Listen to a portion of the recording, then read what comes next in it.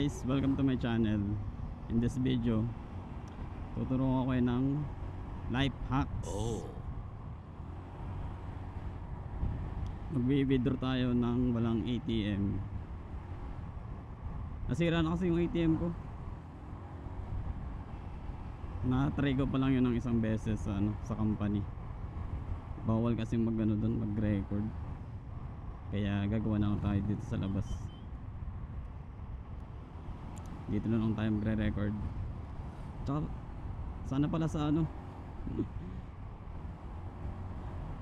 sa pupuntahan ko may QR code reader yung ATM machine. Kundi yari GG.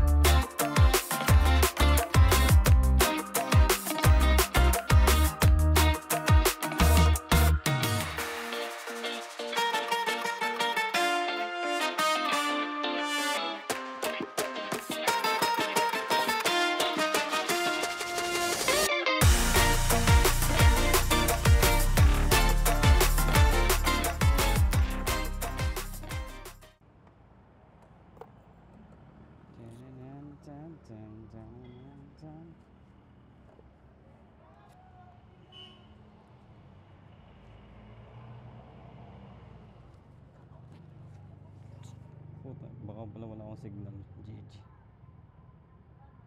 Record muna natin ito pati. Screen record. Screen recorder.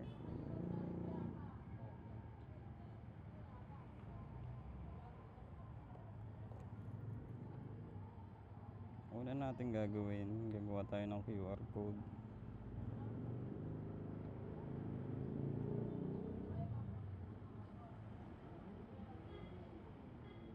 Ano to? Tapos dito sa transfer funds. Transfer funds. Hindi pala dun. Withdraw funds. Cordless withdrawal.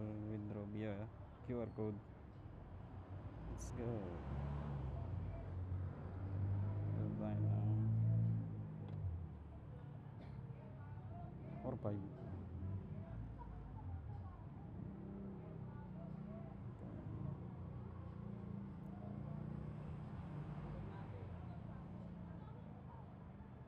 Yan.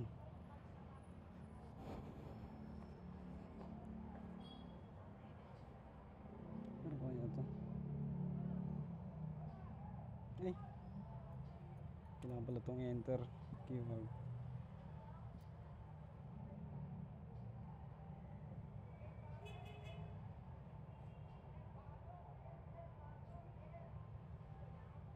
Yun.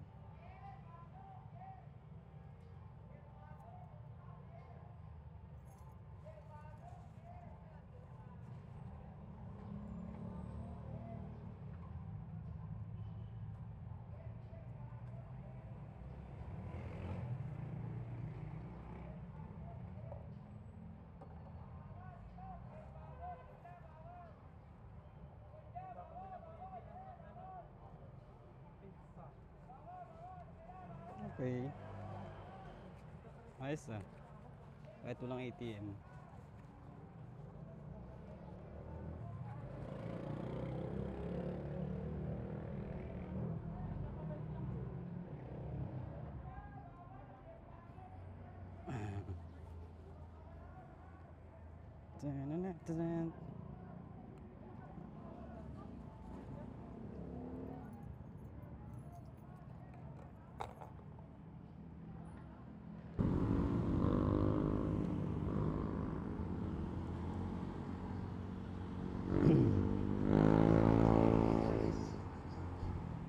Yun guys, nakapag-withdraw naman tayo kahit wala tayong ATM gamit yung cashless withdrawal ng RCBC.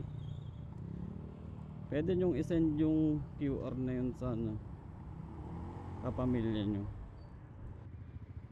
Nakakatipid kayo dun sa ano, InstaPay. Kaso dapat yung receiver nandun na agad sa ano, sa machine, kasi may time lang kasi yung ano, QR na yun. 30 minutes lang. Pagkatapos ng 30 minutes may expired na yun. Invalid na, hindi na mababasa ng scanner. Yun lang guys, konting life hacks. See you on the next time. Bye bye. Yeah.